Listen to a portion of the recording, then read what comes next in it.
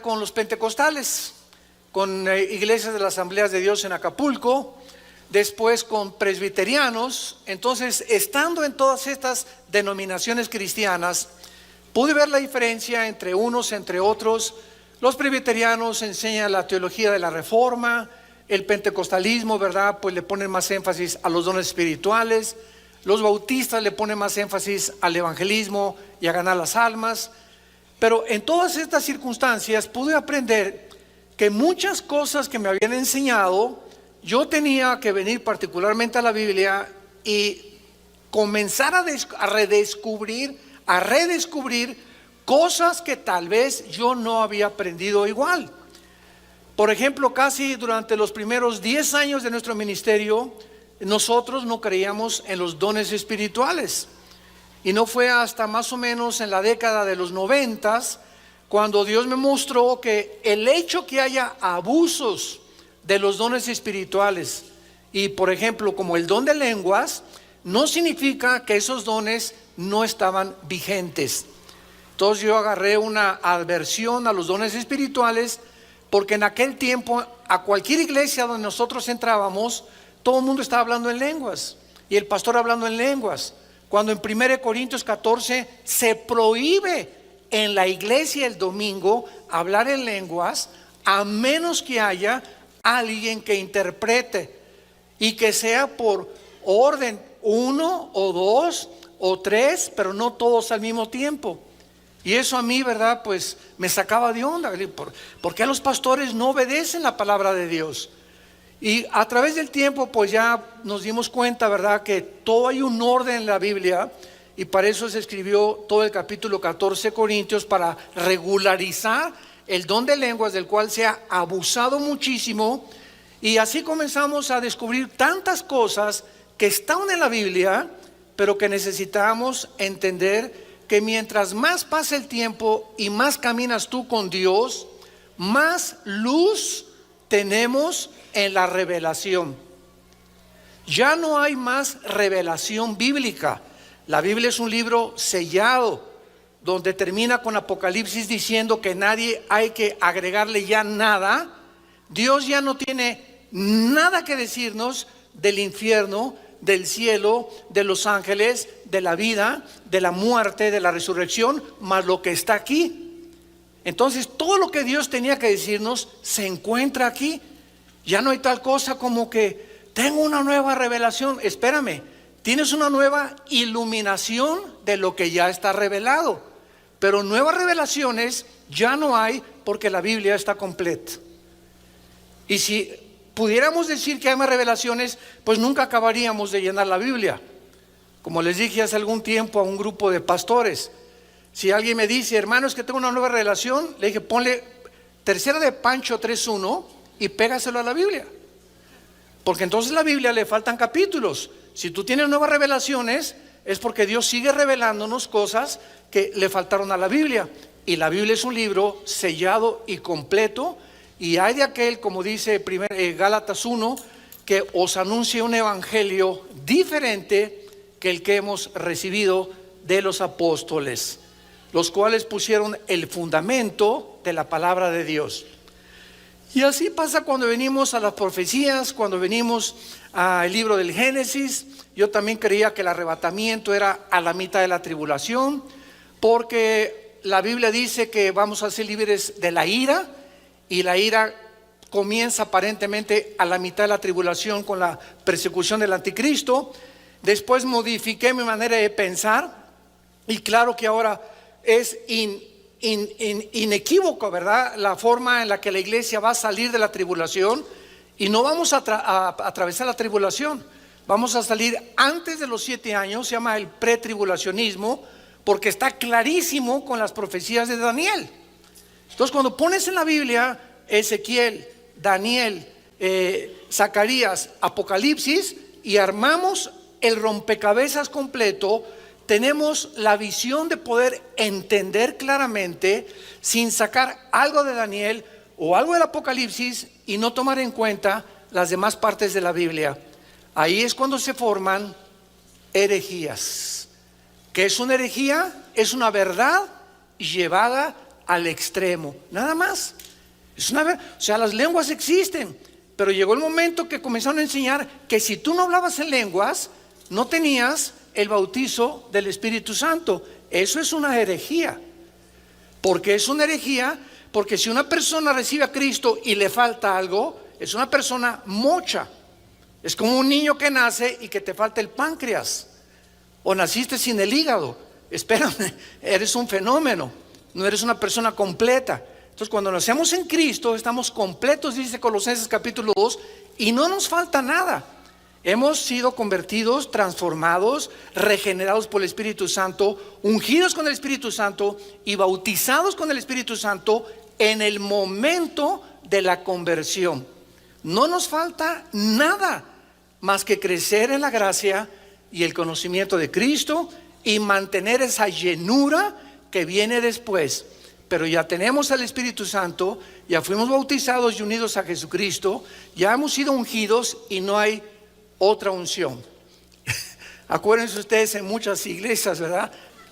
¿Cómo que otra unción más fresca? O sea, ya no hay más unciones. Dice 1 Juan capítulo 2, 21, que la unción que recibimos permanece en nosotros. Y esa unción que es el Espíritu Santo, simplemente Él quiere más de nosotros, no nosotros más que de Él. Hay canciones que también dicen, Espíritu Santo, lléname, espérame tantito, te va a contestar. No, yo quiero que tú me pidas que yo pueda darme oportunidad de entrar a tu vida, quita más pecado de tu vida y te voy a llenar. No es a la sopa marucha, no es instantánea. Queremos más de ti, Señor, queremos más de ti, Señor. Él es el que quiere más de nosotros, no nosotros de Dios. Él está esperando que nosotros le abramos más campo en nuestra vida, más santidad en nuestra vida, para que Él pueda llenarnos más con su Espíritu. Entonces vemos que a través del tiempo vamos entendiendo muchas cosas. Y es igual con la oración. Comenzamos a orar y vamos a reunirnos a orar, hermanos. Y comienza un hermano, y el otro por acá y el otro por allá. Oye, cállense por favor todos. La Biblia dice que cuando alguien ora, nos pongamos de acuerdo en el que está orando. ¿Cómo ponemos de acuerdo si todos están orando al mismo tiempo? Pero son costumbres que entraron a la iglesia cristiana. Entonces, cuando hay una reunión de oración, no estamos todos, por acá, y sí, Señor, y no, por acá, Señor. Total que no me dejan ni orar. De tanto grito y de tanto sombrerazo, ¿verdad? Como decimos en mi pueblo. Entonces, cuando estamos orando, tiene que haber un orden y alguien lleva la oración y los demás nos ponemos de acuerdo en la persona que está dirigiendo la oración. Pero si oramos todos al mismo tiempo, ¿cómo podemos ponernos de acuerdo con el que está dirigiendo la oración? Y así pues hay tantas cosas y tantos defectos en la vida cristiana porque somos imperfectos. Pero mientras más pase el tiempo, más vamos teniendo más orden, conociendo mejor al Señor, la forma como las cosas deben de hacerse. Hay iglesias también, ¿verdad?, en las que yo llegaba y un hermano comenzaba a correr por todo el pasillo y vuelta. Pero yo digo, oye, ¿hay un maratón aquí en la iglesia o qué, no? Y corriendo el hermano y quitándose el saco y otro girando como pirinola ahí a la mitad de los pasillos y aventando las cosas que él traía. Y espérame tantito. Dice la Biblia, hágase todo con orden, porque Dios es un Dios de orden. Y en esta iglesia parece el circo Ataide. Entonces, todas estas cosas que han entrado a la iglesia y que todavía en muchas iglesias siguen operando de esta manera, es por la ignorancia de la palabra de Dios. Nada más, porque no hay suficientes estudiantes ni personas que quieran buscar a Dios, porque Dios quiere que nosotros podamos conocerle y hacer las cosas de acuerdo a como Él las ha ordenado. Y si tú le das la oportunidad a Dios a través de tu vida y de tu comunión con Cristo todos los días, de que el Espíritu Santo hable a tu vida, vas a descubrir la verdad. Y ¿sabes una cosa? Vas a ser libre. El día que conozcas la verdad te hará libre. Libres de paganismo, de tradiciones, de falsas enseñanzas, de herejías, de cosas y costumbres que entran a las iglesias y que se aceptan como si fueran una verdad. Porque dice el dicho que cuando una mentira se repite 100 años, se acaba aceptando como una verdad. Muy bien. En el libro del Génesis, capítulo 1, el versículo 1 es el versículo más científico que hay, independientemente de los que vamos a ir descubriendo. En este estudio que hemos abordado acerca de Dios y la creación, estoy introduciendo la astrofísica, la física, la astronomía y todo lo que en el campo científico se ha descubierto siglos después de cuando se descubrió la Biblia, o siglos después cuando la Biblia ya estaba realmente hablando de cosas que los científicos después descubrieron para comprobar que la Biblia tenía razón. Y estas evidencias, por eso es tan linda esta serie, es para darles a todos ustedes jóvenes universitarios principalmente municiones, para que tengan información, porque el pueblo de Dios perece cuando no hay conocimiento. Y cuando no tenemos el conocimiento suficiente, tú entras a la universidad y te vas a encontrar con maestros ateos, humanistas, materialistas y evolucionistas. Y estudiantes y amigos que van a tratar de desviarte del camino, porque Satanás usa a nuestros amigos y casi siempre los más cercanos para tratarnos de desviar o envenenarnos o distorsionar el camino de la santidad, de la justicia y de la luz. Entonces, todo esto es para que ustedes puedan darse cuenta que no hay ningún sistema filosófico, ninguna ideología que la Biblia no haga pedazos. La Biblia destruye el pensamiento humano y las ideas humanas que a través de los siglos han prevalecido y a través de las cuales el mundo ha sido engañado precisamente por ignorar la verdad de Dios. La única verdad que existe en el universo es la verdad de Dios. Y esta verdad es la que nos hace libres. Esta verdad es la que nos muestra realmente el camino que debemos de caminar. Rápidamente, como un ejemplo, la famosa teoría de la evolución. Cuando Carlos Darwin la postula en su libro, el libro de las especies, él no afirma que venimos de los animales. Lee 2 o 3 veces más ese libro y te vas a dar cuenta que él simplemente está postulando, él está hipotetizando, él está filosofando y dice: puede que, chance y, no sé, no estoy seguro, pero estoy investigando allá en los Galápagos, ¿verdad? Cerca de Sudamérica, en unas islas, a ver si encuentro por qué a los pajaritos se les cambia el pico. Y una cosa es la microevolución y otra cosa es la macroevolución. Entonces se tomó como una verdad y se comenzó a enseñar en las escuelas y se sigue enseñando y se siguen sacando los científicos ateos lo que le llaman en inglés el fake news, o las noticias falsas que abundan en el internet.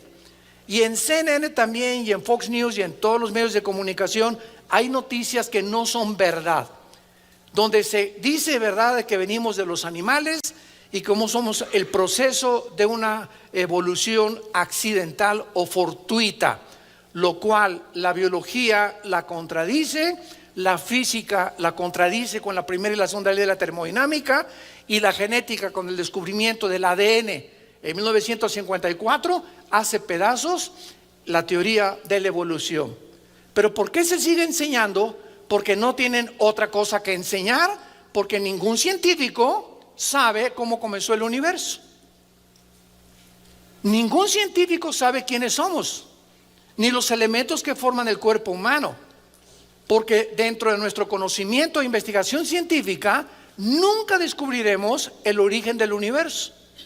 Porque para que pueda ser científico, tiene que ser demostrativo. Los científicos observan el fenómeno, toman nota, apuntan, pero ellos no pueden penetrar mucho más allá de la metafísica o de lo que va más allá o trasciende lo que podemos observar con los 5 sentidos. ¿Me van siguiendo? Bueno, ojalá que no les salga humo por las orejas, ¿verdad? Pero sigan con mucho cuidado todo esto, porque esto es muy importante.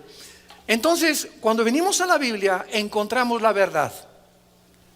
Y nos damos cuenta que la verdad está respaldada por la ciencia del siglo XXI. Y que cuando vemos la Biblia y penetramos en la Biblia, descubrimos tesoros que nos llenan de seguridad, de esperanza y poder decir como Pablo, yo sé en quién he creído. Y tú te puedes enfrentar a cualquier fórum científico de ateos, evolucionistas, materialistas, hedonistas, etcétera, etcétera, y no te van a derrumbar. Porque tus convicciones son profundas, han hecho un fundamento en tu corazón, has puesto un cimiento como cuando una casa firme se levanta y el cimiento está firme. Yo recuerdo ahora que estaban haciendo este tren que no sé si lo van a continuar haciendo, el que viene desde México, que va a llegar aquí a Toluca. Cuando me puse a investigar, penetraron como 50 metros de profundidad las personas que estudiaron el subsuelo para poner las columnas donde el tren iba a pasar. O sea, se tenía que profundizar grandemente en la tierra para poder poner un cimiento y aguantar un tren y un temblor no pudiera derribar la cimentación. Entonces, mientras más profundo sea nuestra cimentación, más resistes los vientos de adversidad, lleno de engaños, de falsedades, de filosofías y de mentiras, de ideas de hombres como tú y como yo, Sigmund Freud, Carlos Marx, Friedrich Nietzsche, Jean-Paul Sartre, Bertrand Russell, Richard Dawkins, Stephen Hawking, hombres como tú y como yo. Ninguno de ellos fue Dios. Ninguno de ellos conoce de dónde venimos, ni quiénes somos, ni a dónde nos dirigimos. Para descubrir esto necesitábamos que Dios bajara al mundo en la persona de Jesucristo y nos revelara a través de la Biblia las cosas que por medio de nosotros mismos nunca las hubiéramos podido descubrir. Actualmente vemos nosotros que la física comprueba el versículo 1 del Génesis. Escuchen esto. En el principio creó Dios los cielos y la tierra.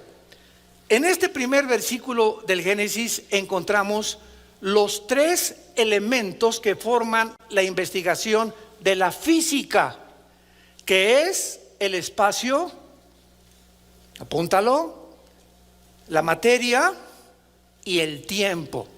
Aquí encontramos los tres elementos que forman la investigación de los astrofísicos.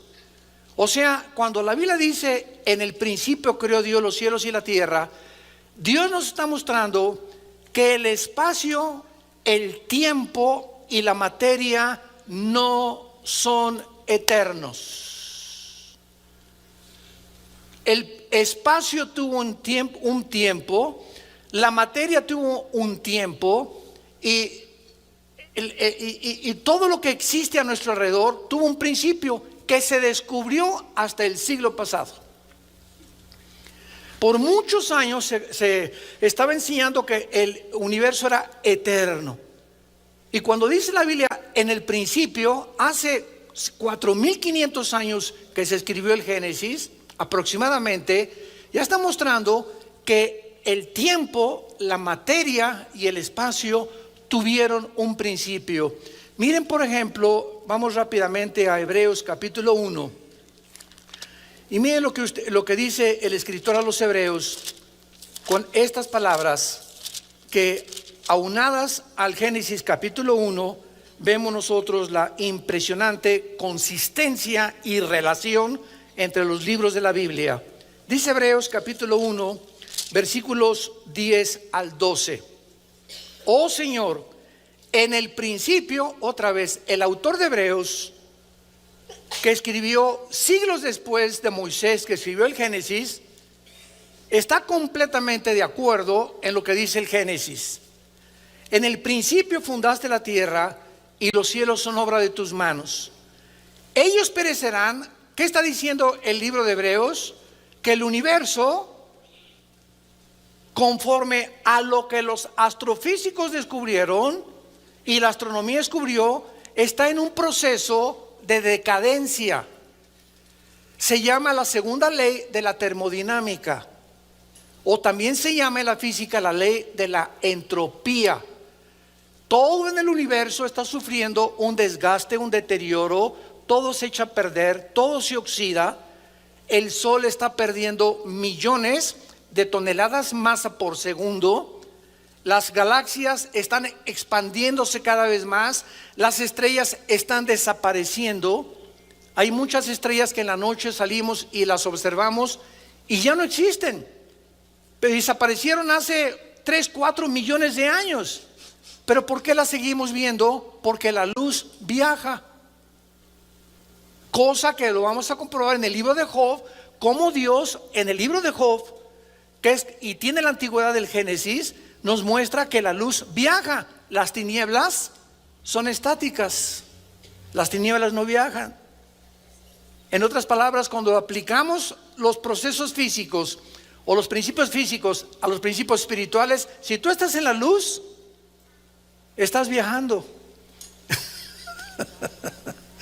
Y si tú estás en tinieblas y no tienes a Jesús, eres una persona que no vas a llegar a ningún lado.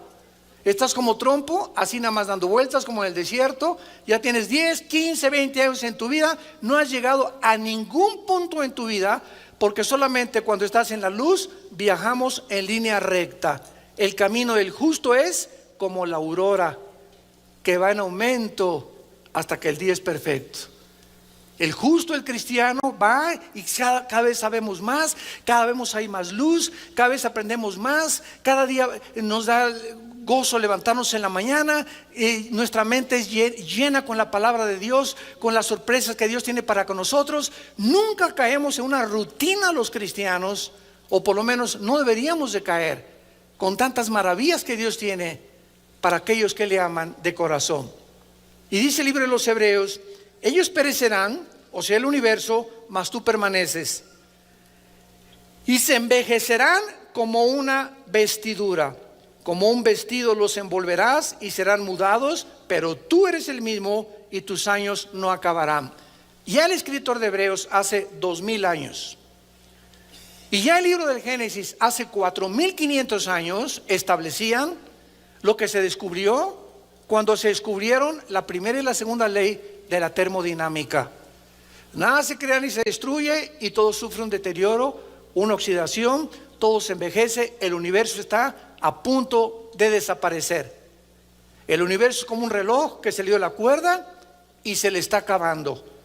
Y lo estamos comprobando en el siglo XXI con la increíble avance de la tecnología moderna y también la ciencia. Muy bien. Y el tiempo, no saben cómo me encanta enseñar y me río, ¿verdad? Porque esto hace pedazos a los científicos, a los ateos, a los evolucionistas, a los materialistas, a los que se creen Pirration. ¿Saben ustedes que el tiempo no existe?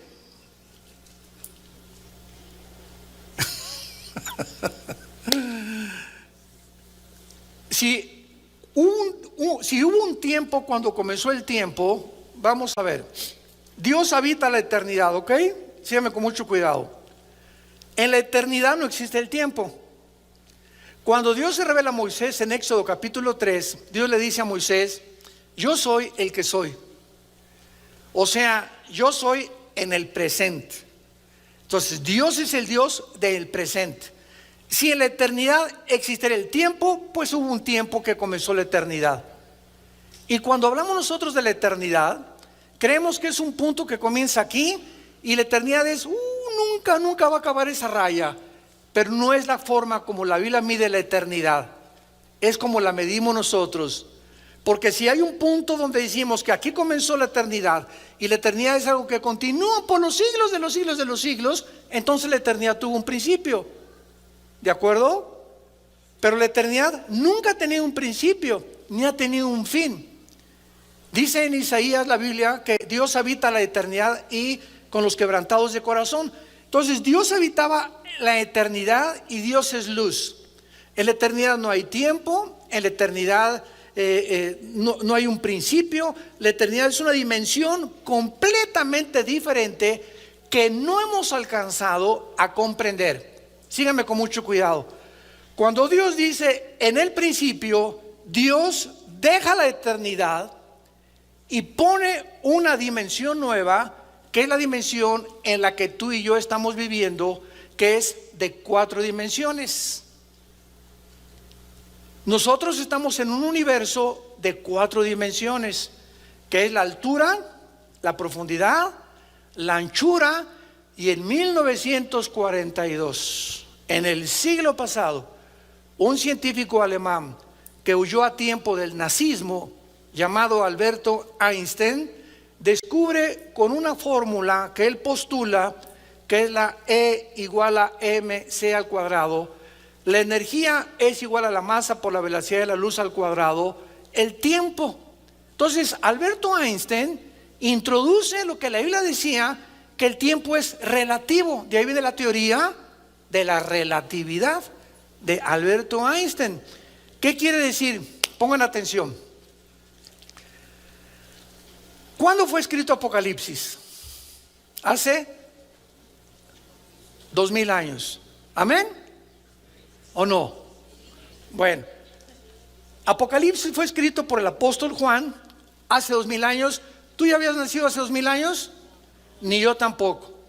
Juan viaja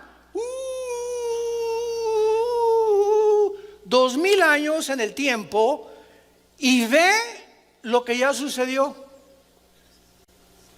lo que no ha sucedido y lo que está por suceder. Les dije que les iba a salir humo. ¿No es precioso esto? La Biblia es el único libro de los billones de volúmenes que existen en el universo, en las librerías, hiperdimensional. Nadie se hubiera imaginado, ni se le hubiera ocurrido, ni a Julio Verne, ni a los más grandes personas de ciencia ficción, de que esto pudiera ser una realidad. Entonces Juan hace 2000 años escribe algo que él vio: al anticristo, los sellos, los juicios, el mar se convierte en sangre, las trompetas. Él lo estaba viendo que estaba sucediendo. Y Juan regresa otra vez 2000 años a su cuerpo y nos escribe algo que él vio, que cuando lo estaba viendo estaba sucediendo, que no ha sucedido y que está por suceder. Entonces nos damos cuenta que el tiempo no existe. El tiempo es relativo.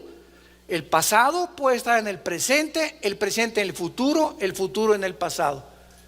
Y cuando comenzamos a divagar y a pensar en todas estas cosas, decimos: Dios mío, comienzo a entender ahora cómo los santos en la Biblia y los profetas en la Biblia los llevaste al futuro. Otros viajaron hacia el pasado, como Ezequiel. Ezequiel se encontraba preocupado. ¿Por qué, Señor, a Israel lo llevaste a la cautividad babilónica con el rey Nabucodonosor? Y ahí estaba Ezequiel en el capítulo 2 y 3 de Ezequiel, muy preocupado, y en el capítulo 8 y 9 de Ezequiel. ¿Y saben lo que hace Dios? Ezequiel estaba preguntándose por qué Dios castigó a Israel en la cautividad 70 años en Babilonia. ¿Saben lo que hace Dios? Dios saca a Ezequiel de su cuerpo, en su espíritu, y lo traslada al pasado. Y le dice Dios a Ezequiel, en el capítulo 8 y 9 de Ezequiel: quiero llevarte al pasado para que tú veas en el pasado lo que estaban haciendo los líderes de Israel y por qué los castigué. Y entonces Ezequiel escribe que los líderes de Israel y casi todos los varones de Israel tenían infectada la mente con pornografía.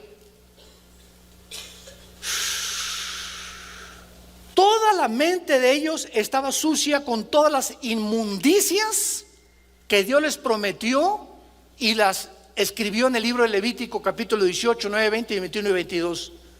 Sexo con los animales, sexo hombre con hombre, mujer con mujer, bestialismo, sadomasoquismo, etcétera, etcétera.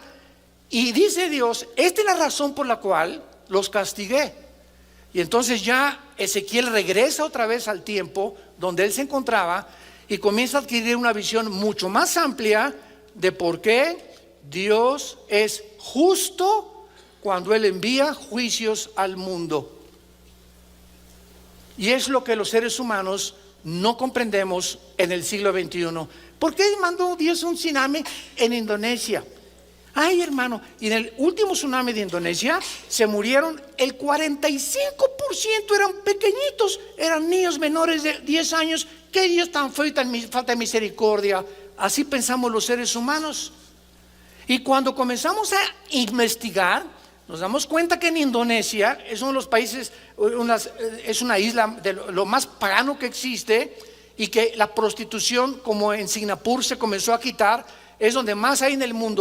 A esos niños que Dios se los llevó en el tsunami, fue un acto de misericordia, de llevárselos al cielo para que no crecieran y se prostituyeran.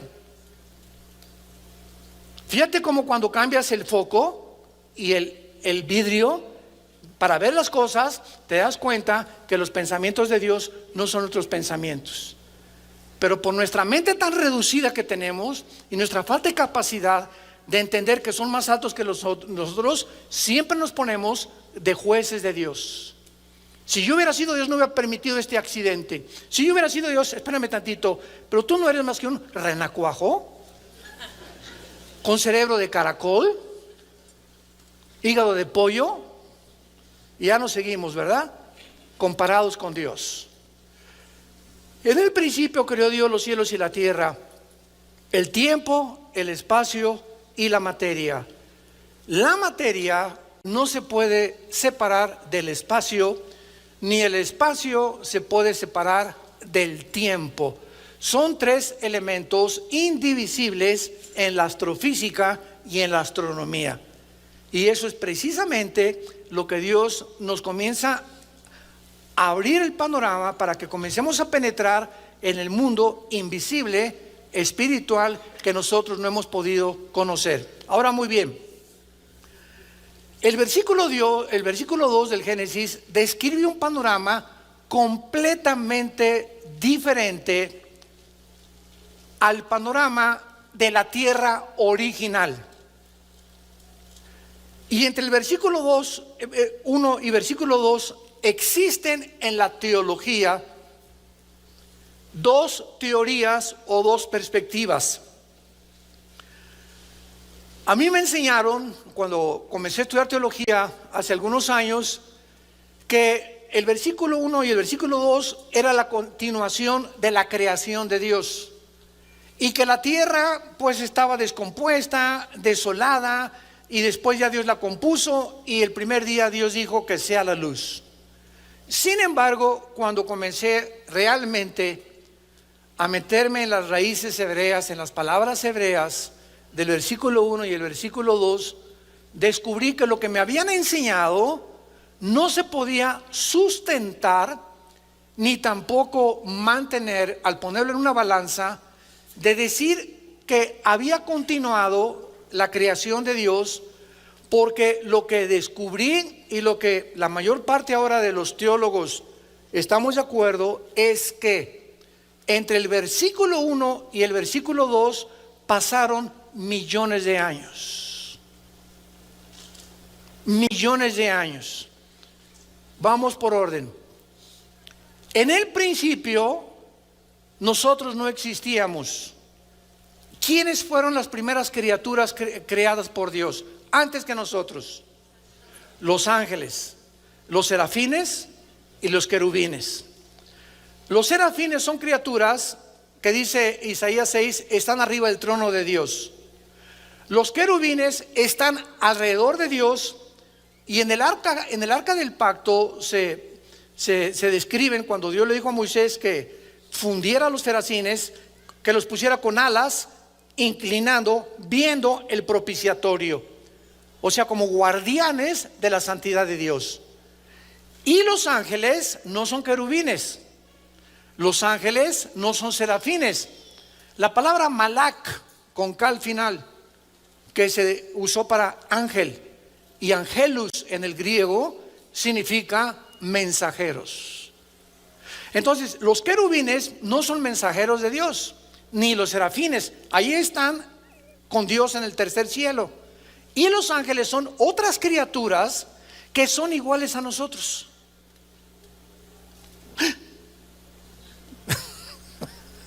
Siempre que la Biblia describe ángeles, los describe con cuerpos humanos.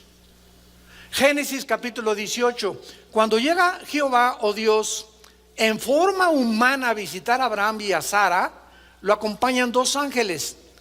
Y cuando Abraham los ve, no dice: mira nada más, estos son marcianos o son jupiterianos. Para nada. O sea, inmediatamente sintió en el espíritu que eran criaturas, ¿verdad?, divinas, y les hace de comer. Y estas criaturas, estos ángeles, al mismo tiempo que adquieren cuerpos humanos, cuando se materializan en sus cuerpos, que no son como los nosotros, pueden comer. Cuando resucitó Cristo, ¿con qué cuerpo resucitó? Con un cuerpo humano. Y ese cuerpo humano lo continúa manteniendo Cristo por toda la eternidad. Así se ve en Apocalipsis capítulo 5, el cordero que fue inmolado. Y en Daniel 7, cuando él entra a la presencia de Dios. Entonces Cristo, cuando resucita con un cuerpo, ya no como el tuyo ni como el mío, sin sangre, sin los aparatos ni la anatomía que tenemos nosotros, Cristo comió pescado y comió miel. Le hicieron un guachinango al mojo de ajo rico, me imagino ahí junto a la orilla del mar, ¿verdad? Entonces vemos que estos cuerpos, que son diferentes a nosotros, se pueden materializar y desmaterializar. Entonces los ángeles vienen a eso. Muy bien, después lo vamos a ver. Pero en Ezequiel capítulo 28 y en Isaías capítulo 14, versículo del 12 al 14, se describe la creación de Lucifer. La palabra Lucifer, que después se le agregó la palabra diablo y Satanás, significa el que porta la luz o el que lleva la luz, Luzbel en el original hebreo. Y ahí se describe que cuando Lucifer fue creado en Ezequiel 28, fue creado en el huerto del Edén. Fue creado en este planeta. Isaías capítulo 14, el 12 al 14 lo confirma cuando dice que aquí en este planeta y desde aquí de este mundo, Satanás planeó asaltar el tercer cielo, dar un pinochetazo al tercer cielo, un golpe de estado a Dios, hacerse como Dios, derrocar a Dios, y todo lo planeó desde este mundo cuando tú y yo no habíamos nacido todavía. Y dice en Isaías 14, el 12 al 14, subiré a través del cielo y de las estrellas. Las estrellas del cielo ya existían antes del primer día de recreación del planeta Tierra.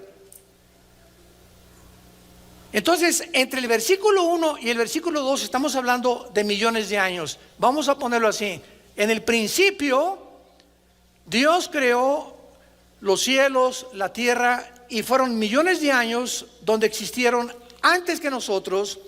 Job capítulo 38, Proverbios capítulo 8, Salmo 104, nos hablan todos estos pasajes de lo que pasó antes que nosotros.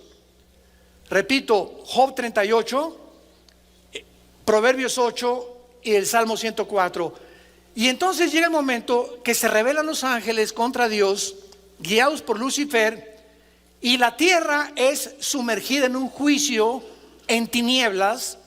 La tierra queda devastada, queda hecha un desierto, que es como se describe en el versículo 2.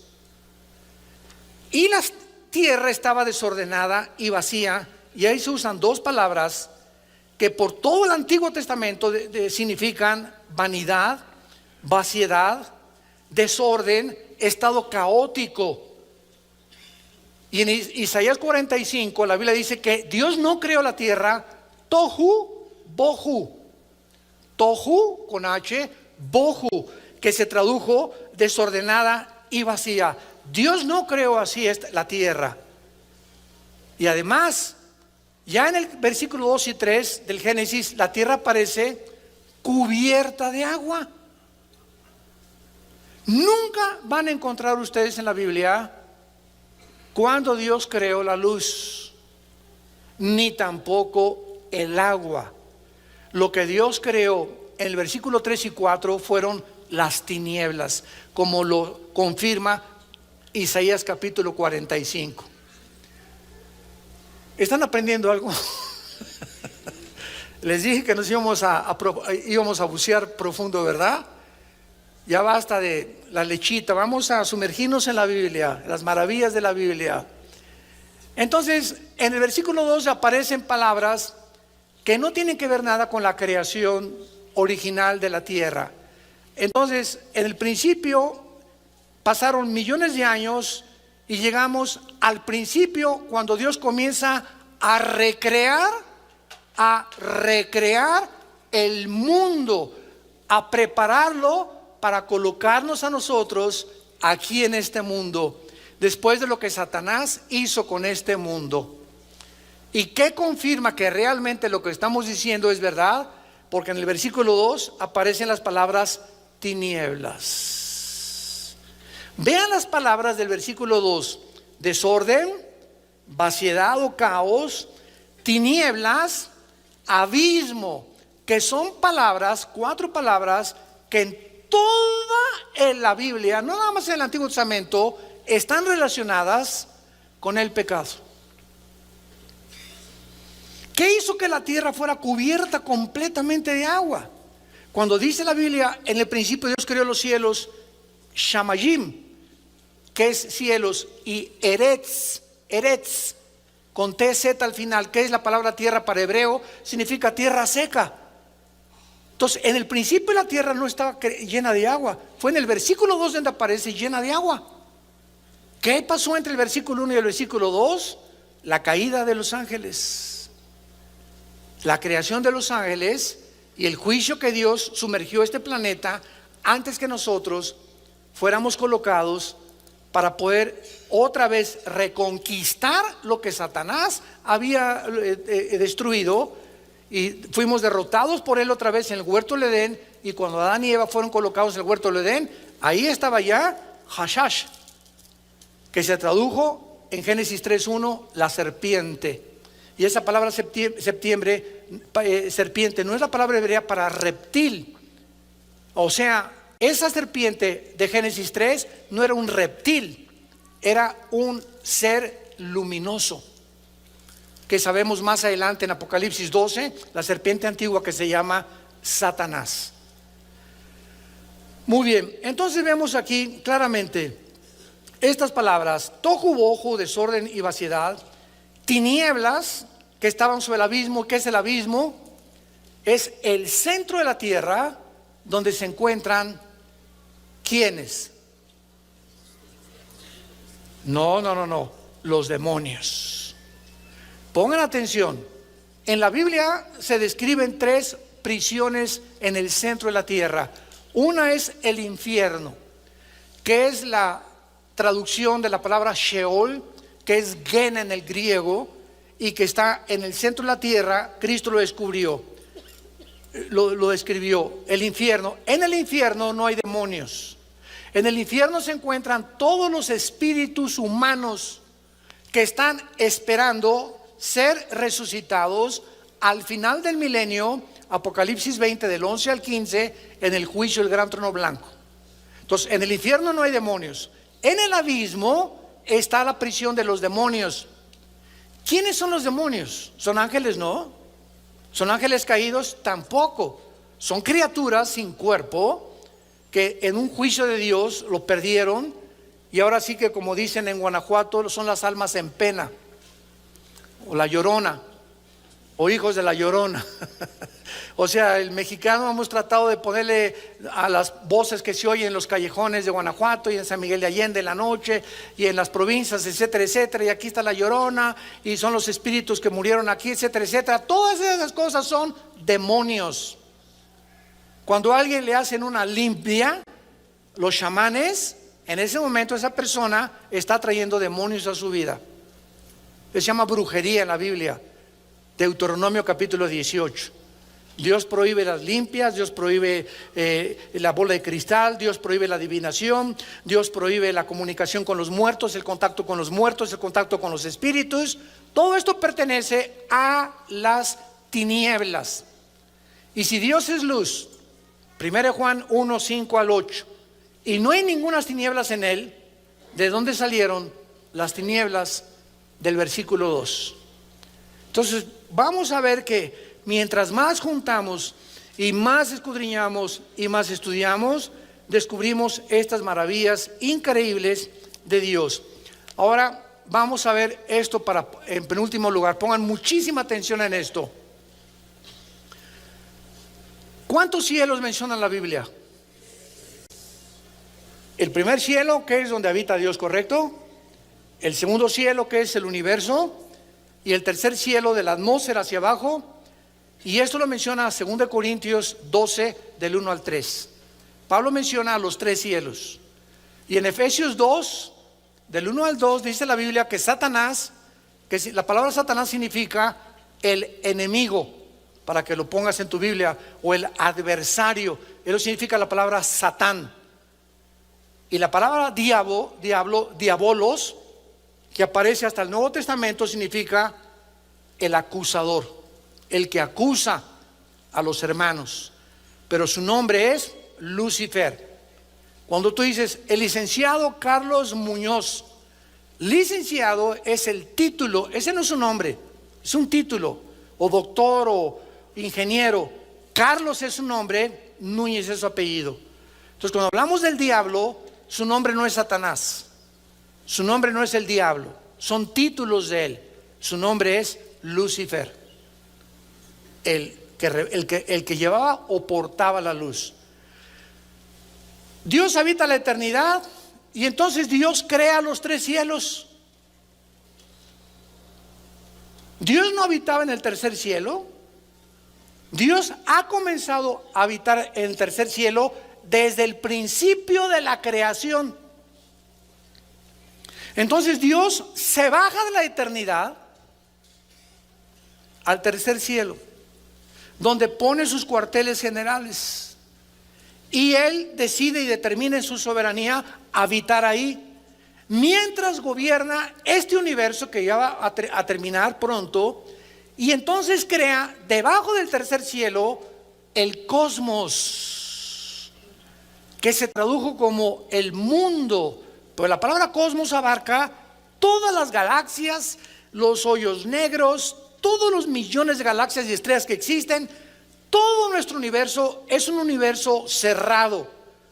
Es lo que Dios creó, y todo está bajo 4 leyes físicas: la ley de la gravitación, las leyes termonucleares y las leyes de la termodinámica, la ley de la termodinámica. Todo el universo está bajo estas 3 leyes y funciona bajo estas 3 leyes. Y después del cielo cósmico, Dios hace de la atmósfera hacia abajo el mundo en el que tú y yo habitamos, que se llama el primer cielo, que se llama en Efesios 2:1 el príncipe de la potestad del aire, a Satanás. O sea, Satanás opera de la atmósfera hacia abajo, y de la atmósfera hacia abajo operan las ondas de comunicación. El sonido se transmite en ondas. Si te sales de la atmósfera y el sonido no se transmite en ondas, la luz viaja en ondas, y toda la atmósfera hacia abajo. Ahorita estamos aquí, yo no oigo nada, pero si traigo un aparatito que se llama el radio y lo prendo, está la charrita del cuadrante, está FM, está AM, y solamente muevo una perillita y agarra una banda que yo no oigo con mis oídos físicos, pero aquí está junto a mí, junto a ti, aquí.